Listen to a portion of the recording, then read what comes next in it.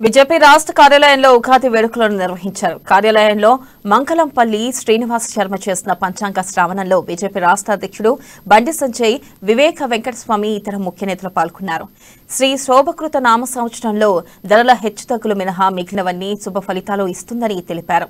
మాఘాని మెట్ట పంటలు బాగా పండుతాయని, గాలి దుమారం వంటి ప్రమాదం పొంచి ఉందన్నారు. లోక కళ్యాణార్థం యజ్ఞ యాగాలు విరివిరిగా నిర్వహిస్తామన్నారు శ్రీనివాస శర్మ.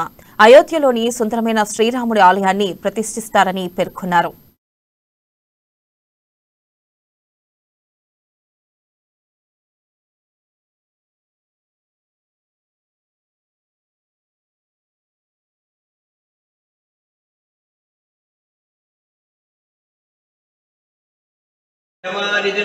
श्री विधुशेखरमाश्रये गणेभ्यो गणपतिभ्यश्च ओ नमो नमो विरूपेभ्यो विश्वरूपेभ्यश्च ओ नमः महागणपतये नमः।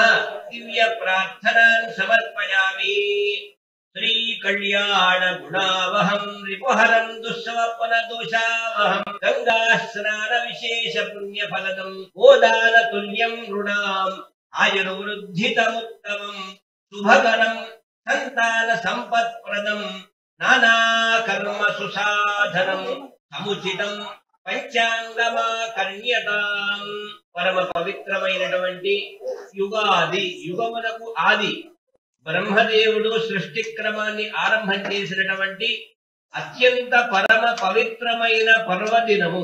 365 రోజులలో వచ్చేటువంటి పర్వదినాలలో దేవతా స్వయం సిద్ధ ముహూర్తాలు అనబడేటువంటివి దీపావళి, విజయదశమి, అక్షతృతీయ, శ్రీ పంచమితో పాటు ఈ ఉగాదికి అత్యంతమైనటువంటి ప్రాధాన్యతను చేకూర్చినారు 18 పురాణాలు, 4 వేదాలలో కూడాను. ఎందుకంటే చిత్తా నక్షత్రంతో చంద్రుడిలో చిత్తా నక్షత్రంతో ప్రవేశించడంతో చైత్ర మాసముగా ఆవిర్భవించి నిన్నటి మట్టుకు ఫాల్గుణ బహుళ అమావాస్య వరకు చంద్రుడు క్షీణించి ఈ రోజు చంద్రుడు ఉదయిస్తాడు. మళ్ళీ సంవత్సరమంతా కూడాను ఈ పవిత్రమైనటువంటి 12 నెలల శ్రీ విధుశేఖరమాశ్రయే గణేభ్యో గణపతిభ్యశ్చ